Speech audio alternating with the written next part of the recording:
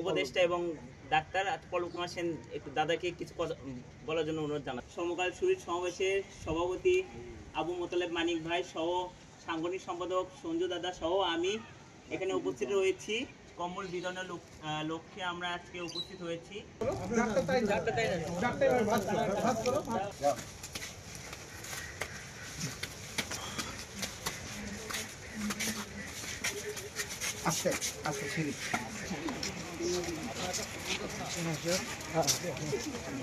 আসসালামু আলাইকুম, সবাইকে অসংখ্য ধন্যবাদ।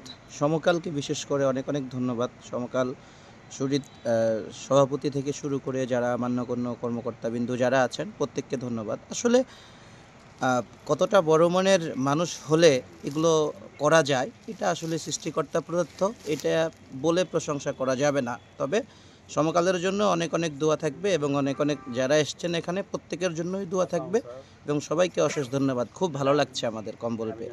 আজকে আমরা আবার এই মাদ্রাসায় আসছি। আমরা আসলে এদেরকে কোনো সহযোগিতা সাহায্য এরকম চিন্তা করে এখানে আসিনি। আমরা এসেছি তাদেরকে ভালোবেসে। আমরা এরকমভাবে সব জায়গায় আমাদের ভালোবাসা তাদের সঙ্গে বিনিময় করতে চাই। হ্যাঁ, আমরা কাউকে কোনো সাহায্য করব না, কাউকে কোনো সহযোগিতা করবো না। আমাদের ভালোবাসাটাকে আমরা শেয়ার করব। এই বাচ্চাদেরকে আমাদের প্রতিষ্ঠাবার্ষিকীতেও আমরা এদের সঙ্গে ছিলাম, আজকেও আসছি। আমাদের নতুন বছরে আমরা নব উদ্যমে একটা কাজ শুরু করলাম, ভালো কাজ। আমরা চাই বছরের প্রত্যেকটা দিন আমরা এরকম ভালো ভালো কাজের সঙ্গে যাতে আমরা আমাদের সমকালের সুরীদের যারা আছে তারা যেন আমরা সম্পৃক্ত হতে পারি। আজকে বছরের প্রথম দিন সমকাল সুরীদের পক্ষ থেকে বগুড়াতে আমরা চেষ্টা করি সবসময় মানুষের পাশে দাঁড়ানোর জন্য, ভালো কিছু করার জন্য। এর ধারাবাহিকতায় আজকেও আমরা অন্ধ হাফেজিয়া মাদ্রাসায় এর আগে আমরা একবেলা খাবারের ব্যবস্থা করছিলাম। প্লাস হচ্ছে আজকে তাদের কষ্ট দেখছি যে এখানে বাচ্চারা অনেক কষ্টে থাকে। সেই দৃষ্টিকোণ থেকে আমাদের সুরীদের উপদেষ্টা পল্লব কুমার সেন দাদার উদ্যোগে প্লাস লেমন ভাইয়ের উদ্যোগে আমরা সবাই মিলে আজকে এই শীতের তো এই মানে কনকন শীত, গত 2 দিন হলে বগুড়াতে শীত ব্যাপক পড়ছে। এই শীতার্তদের মাঝে যে বাচ্চাদের যে একটা কম্বল দিয়ে আমরা যে একটু উষ্ণতার ভাব তাদেরকে দিতে পারছি, এর জন্য সমকালের পক্ষ থেকে সবাইকে ধন্যবাদ। আপনারা জানেন আজকে বছরের প্রথম দিন আমাদের 2025। আমরা এসেছি সমকাল সুসমাবেশের পক্ষ থেকে অন্ধ মাদ্রাসার এখানে।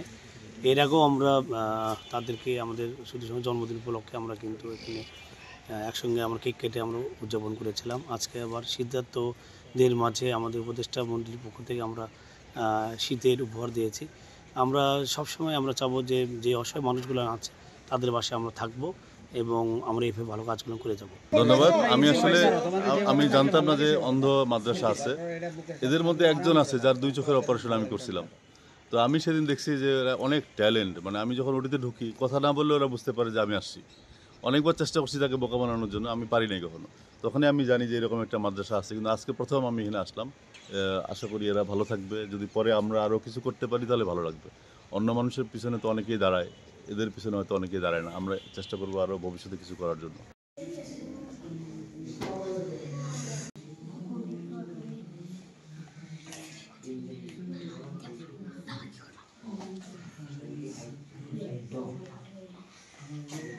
Yeah.